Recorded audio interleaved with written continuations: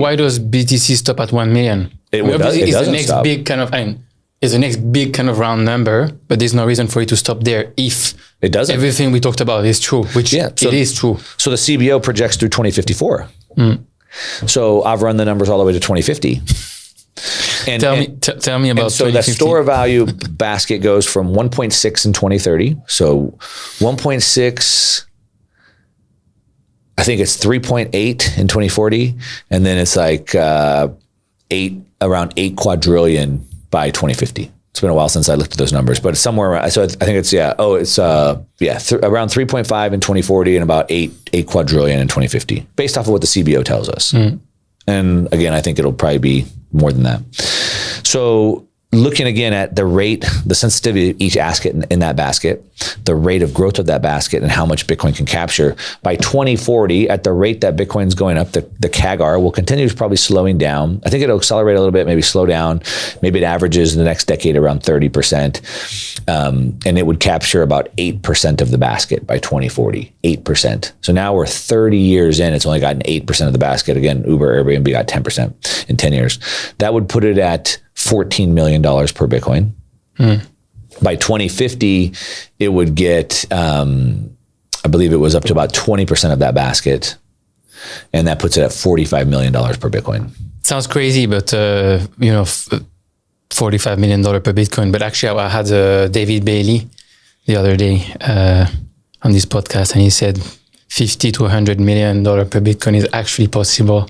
Well, it's not once in the future, right? It's not just possible. I think it's certainly possible. I think that's where it's going. I think it. The gentleman here was asking me yesterday, like, Bitcoin is 100K or whatever, 120K or whatever, 130K. Is it too late? I think by 2060, I think what happens, so I do a lot of work on cycles. And so we can look at all 4-year and 8-year and 40-year and 50-year, 200-year cycles.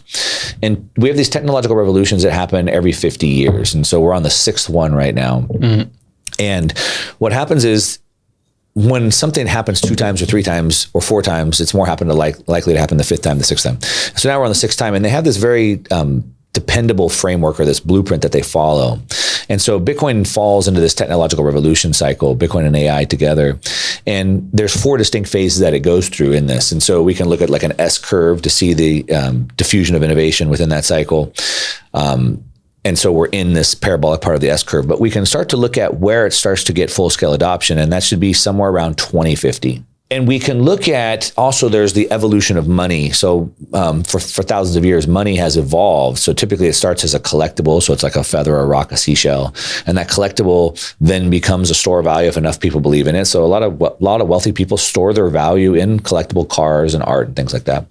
But only if it has the right attributes, it could become a money. If it's portable, durable, divisible, recognizable, fungible, it could become a form of money. And then if enough people use it, it becomes a store value or a unit of count. So that's the final phase. So we overlay this into this 50-year chart with the S curve and this 4-phase process. And I believe Bitcoin could become the unit of account of the world by 2050. And there's other reasons we can look at this, but from a geopolitical lens, we can understand that the dollar has been losing its value, 99% of value in the last 110 years.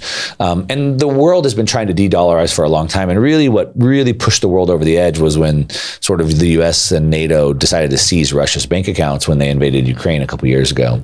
So there's 3 superpowers in the world with nuclear weapons, Russia being one of them, and they had their money seized. So every nation in the world was basically put on notice, like, if it can happen to them, you stand no chance. And so you hear about the BRICS nations trying to start their own currency.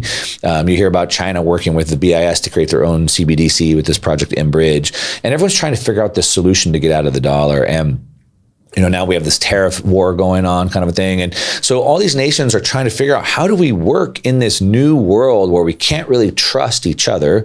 We can't trust the US dollar fiat system. We have to find another way. And really the only way that I think the world can continue is to find some sort of a neutral reserve asset.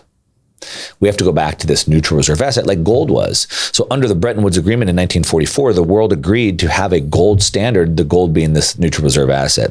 And so the world needs this neutral reserve asset. And of course, Bitcoin is this asset that can fit that bill. So when you overlay the technical chart, the technological revolution chart, the S curve, the 4 phases, the geopolitical picture, I think by about 2050 to 2060, I think Bitcoin becomes the unit of account. Now, what does that mean? What it means is that store value basket I was just telling you about, that's now $8.5 quadrillion. It's not $8.5 quadrillion anymore. Now it's priced in Bitcoin. That's what that means, because it's the unit of account. You see, right now we measure most things around the world in dollars. Obviously, right now we're recording in Hong Kong, so they have their own currency here. But globally around the world with the petrodollar system, the dollar is sort of this globally recognized unit of account. But I believe Bitcoin becomes that unit of account. So then what happens when we take the $8.6 quadrillion basket and reprice it in Bitcoin? 8.6 quadrillion divided by 21 million Bitcoin. I think that's like $400 or $500 million Bitcoin.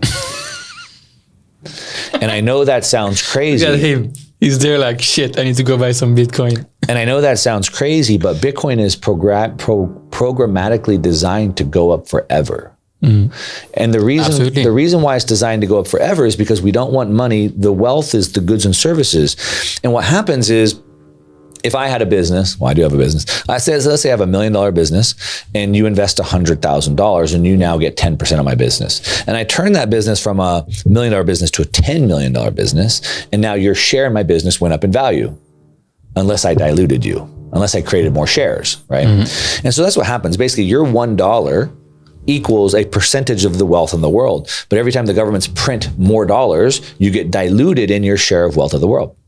But when you have Bitcoin, you can't get diluted. So if I have one Bitcoin, I own 1/21 millionth of all the wealth in the world.